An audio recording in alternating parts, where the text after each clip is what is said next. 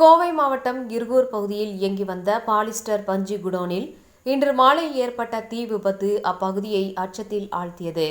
சுமார் மாலை 5:30 மணி அளவில் குடோனில் உள்ளிருந்து திடீரென புகை எழுந்ததை அருகில் இருந்த தொழிலாளர்கள் மற்றும் பொதுமக்கள் கவனித்தனர்.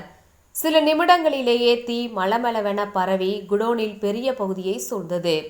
தீ பரவல் அதிகரித்ததை பார்த்த அப்பகுதி மக்கள் தாங்களாகவே தீயை கட்டுப்படுத்த முயன்றனர். எனினும் தீ வேகமாக பரவியதால் உடனடியாக தீயணைப்புத் துறையினருக்கு தகவல் அளிக்கப்பட்டது. தகவலின் பேரில் தீயணைப்பு நிலையத்திலிருந்து 2 வாகனங்களில் வீரர்கள் விரைந்து வந்து முன்னெச்சரிக்கை நடவடிக்கைகளை மேற்கொண்டனர். தீ மிகுந்த அளவில் இருந்ததால் தீயணைப்பு வீரர்கள் அரை மணி நேரத்திற்கு மேலாக கடுமையாக போராடி தீயை கட்டுக்குள் கொண்டு வந்தனர். குடோனில் இருந்த பஞ்சு பொருட்கள் காரணமாக தீ விரைவாக பரவி இருந்தது என்பதும் அவற்றை முழுமையாக அணைக்க அதிக நேரம் பிடித்ததாகவும் கூறப்படுகின்றது. இந்த விபத்தில் பொருட்கள் எரிந்து சேதமடைந்துள்ளது. எனினும் உயிர் சேதம் தவிர்க்கப்பட்டது.